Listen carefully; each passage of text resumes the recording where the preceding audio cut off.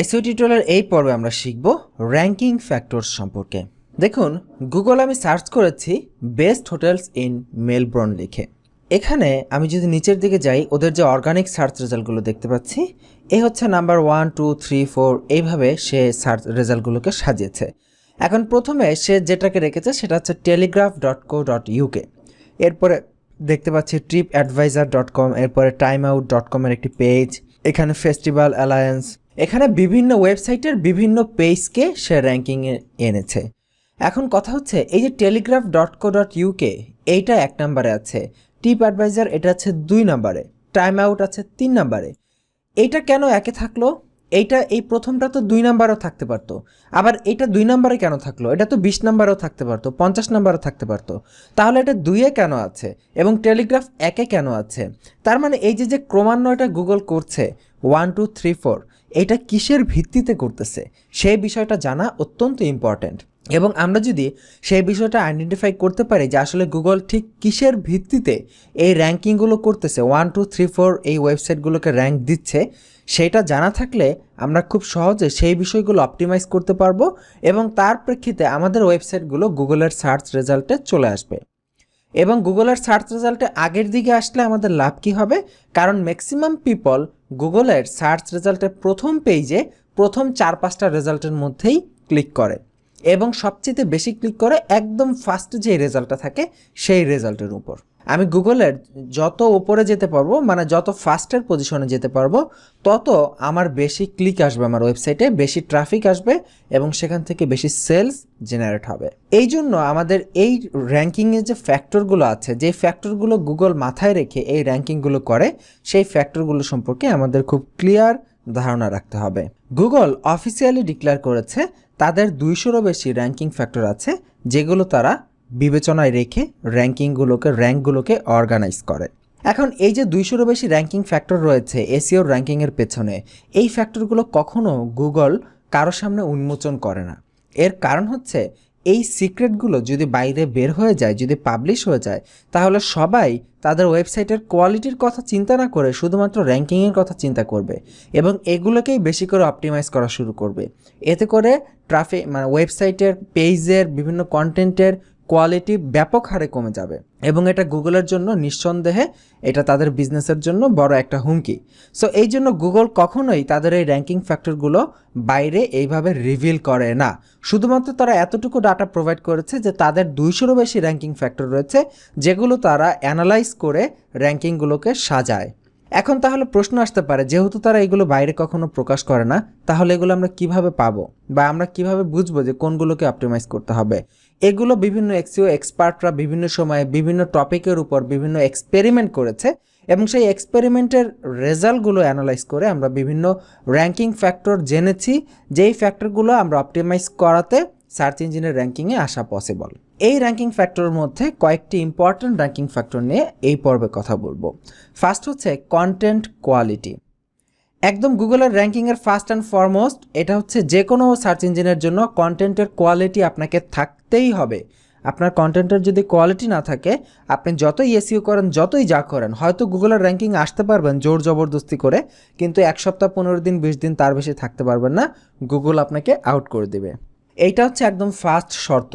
যখনই আপনি কন্টেন্ট লিখবেন এসইওর জন্য বা কন্টেন্ট তৈরি করবেন, সেটা খুবই হাই কোয়ালিটি কন্টেন্ট হতে হবে। কোয়ালিটি না থাকলে সেই কন্টেন্টে এসইও করে কোনো লাভ হবে না।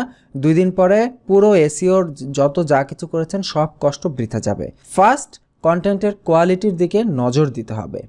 এরপরে যেটা হচ্ছে ডোমেইন ফ্যাক্টরস। ডোমেইন ফ্যাক্টরের মধ্যে আছে ডোমেইনের বয়স, ডোমেইন কতদিন পুরানো হলো, ডোমেইনের অথরিটি কেমন, ডোমেইনটা কতটুকু, মানে ডোমেইনের অথরিটি কেমন এবং এই ইন্ডাস্ট্রিতে ডোমেইনের ভ্যালু কতটুকু, সেই বিষয়গুলো বিবেচনা করে গুগল বিভিন্ন ডোমেইন ফ্যাক্টরের প্রেক্ষিতে র্যাঙ্কিংয়ে এটাকে একটা বিশেষ স্টেপ হিসেবে এমনকি বিশেষ একটা জায়গা দখল করে আছে এই ডোমেইন ফ্যাক্টর। এরপরে যেটা হচ্ছে সেটা হচ্ছে ইউজার ইন্টারাকশন। ইউজার ইন্টারাকশন এমন একটা চমৎকার জিনিস এবং আপনি হয়তো কল্পনাও করতে পারবেন না গুগল কিভাবে ইউজার ইন্টারাকশন ট্র্যাক করে। ধরুন সার্চ ইঞ্জিনে আমি সার্চ করলাম, সার্চ করে একটা পেজ আসলো, সেই পেজে আমি ঢুকলাম। সেই পেজে ঢোকার পরে আমি কতক্ষণ সেই পেজে ছিলাম, সেই পেজে আমি কি অ্যাক্টিভ ছিলাম, মানে সেই পেজে আমি কি ক্লিক করেছি নাকি জাস্ট পেজটা ওপেন করে রেখে দিয়েছি, কোনো কিছু করি নাই, কোনো স্ক্রল করি নাই, এবং স্ক্রল করলেও কতটুকু নিচে স্ক্রল করে গিয়েছি, এবং তারপরে সেই পেজটা থেকে অন্য কোনো পেজে ক্লিক করে আমি গিয়েছি কিনা, নাকি সেই পেজ থেকেই আমি ওয়েবসাইট থেকে বের হয়ে গেছি সেই পেজে থাকা অবস্থাতেই। ওই পেজটাতে আমার অ্যাক্টিভিটি কেমন ছিল, যেই পেজে আমি ছিলাম, কতটুকু নিচ পর্যন্ত স্ক্রল করে নেমেছি, কোন কন্টেন্টের কোন জায়গায় আমি কতক্ষণ বেশি সময় ব্যয় করেছি, এই যাবতীয় A to Z বিস্তারিত ইনফরমেশন গুগল ট্র্যাক করে। মানে আপনি কল্পনাও করতে পারবেন না, আপনার এক একটা ট্রাফিক, এক একটা ইউজারকে গুগল A to Z পুঙ্খানুপুঙ্খরূপে ট্র্যাক করে থাকে। সো দ্যাটস ওয়াই আপনার কোনো কন্টেন্ট আপনি বানালেন, সেটা র্যাঙ্কিংয়ে আসলো, র্যাঙ্কিংয়ে আসার পরে সেখানে লোকজন ঢুকে দেখলো সেই কন্টেন্টের কোনো কোয়ালিটি নেই, তখন সে ওই কন্টেন্টটা পুরোটা না পড়েই ওখান থেকে বের হয়ে গেল। তার মানে আপনার কন্টেন্টের সিগন্যাল দিচ্ছে গুগলকে যে আপনার কন্টেন্টের কোয়ালিটি নাই। এরকম করলে খুব শীঘ্রই আপনার এসইও আবার ফল ডাউন করবে। সো দ্যাটস ওয়াই এই ইউজার ইন্টারাকশন অত্যন্ত ইম্পর্ট্যান্ট একটি পার্ট। আমি জানি যারা একদমই নতুন, এসইওতে জাস্ট প্রথম ভিডিওগুলো দেখছেন, তাদের মাথায় এই কথাগুলো নাও ঢুকতে পারে, কারণ হচ্ছে এগুলো একদম প্রথম শুনতেছেন। এগুলো যখন আমরা প্র্যাকটিক্যালি দেখব, প্র্যাকটিক্যালি আপনাদেরকে গুগল অ্যানালাইটিক দিয়ে দেখাবো যে একটা ইউজার আপনার পেজে ঢুকে কতক্ষণ থাকতেছে, সেখান থেকে সে অন্য কোনো পেজে যাচ্ছে কিনা, এই বিষয়গুলো যখন প্র্যাকটিক্যালি দেখতে পাবেন তখন বুঝতে পারবেন যে আসলে কতটা অ্যাডভান্স হয়ে গেছে আমাদের এই অনলাইন দুনিয়া, এবং এই মার্কেটিং সেক্টর কতটা মজার এবং কতটা সহজ। এরপরে আছে অনসাইট ফ্যাক্টর। অনসাইট ফ্যাক্টরের মধ্যে আছে আপনার ওয়েবসাইটের অন পেজ অপটিমাইজেশন কী পরিমাণ, সার্ভার যে হোস্টিং ব্যবহার করছেন সেই হোস্টিং সার্ভারের স্পিড কেমন, সার্ভারের ডাউন টাইম কেমন, ইত্যাদি আরও বিভিন্ন টপিক। এগুলো আমরা প্র্যাকটিক্যালি দেখব তখন বুঝতে পারবো। এরপর অফসাইট ফ্যাক্টর। অফসাইট ফ্যাক্টরের মধ্যে সবচেয়ে ইম্পর্টেন্ট সেটি হচ্ছে ব্যাকলিঙ্ক। একটি ওয়েবসাইটের এসইওতে ব্যাকলিঙ্কের গুরুত্ব অনেক, এবং এই ব্যাকলিঙ্ক কীভাবে করতে হয়, ব্যাকলিঙ্ক কী, এই বিষয়ে আমরা প্র্যাকটিক্যালি দেখব। সো আমি জাস্ট আপনাদেরকে একটা সিম্পল ধারণা দিলাম যে সাধারণত কী র্যাঙ্কিং ফ্যাক্টরগুলো গুগল বিবেচনায় রাখে। যদিও 200+ র্যাঙ্কিং ফ্যাক্টরকে গুগল ডিক্লেয়ার দিয়েছে, তথাপি এমন কিছু র্যাঙ্কিং ফ্যাক্টর আছে যেগুলো খুবই কমন, এবং এগুলো অপটিমাইজ করলে র্যাঙ্কিং আসা যায়।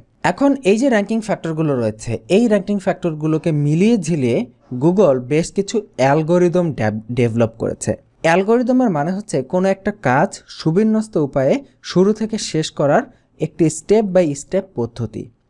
যেমন গুগলের আমরা ইতিমধ্যে অনেক অ্যালগোরিদম পেয়েছি, যেমন Google Hummingbird, Google Panda, penguin, then Google mobile update. আর রিসেন্টলি গুগল আবার আর্টিফিশিয়াল ইন্টেলিজেন্স নিয়ে কাজ করতেছে, এবং তারা র্যাঙ্ক ব্রেইন ডিক্লেয়ার করেছে যে তারা এমনভাবে এটার দিকে কাজ করতেছে যে ইউজাররা যখন গুগল ব্যবহার করে তখন তাদের থেকে বিভিন্ন টিপস এবং তাদের থেকে বিভিন্ন হিন্টস নিয়ে সেটা লার্ন করবে, মেশিন নিজে শিখবে, এবং সেই অনুযায়ী পরবর্তীতে তাকে রেজাল্ট প্রদর্শন করবে। এইসব বিষয়ে গুগল কাজ করতেছে। বিভিন্ন সময় এই র্যাঙ্কিং ফ্যাক্টরগুলোর এক একটাকে বিভিন্ন দিকে জোর দেওয়া হয়। এক সময় দেখা যাচ্ছে কন্টেন্টের কোয়ালিটির দিকে বেশি জোর দিচ্ছে, আবার এক সময় দেখা যাচ্ছে ব্যাকলিঙ্কের দিকে বেশি জোর দিচ্ছে। তো এক এক টাইমে গুগল এক একটার দিকে বেশি জোর দেয়, এক একটার সময় কম জোর দেয়।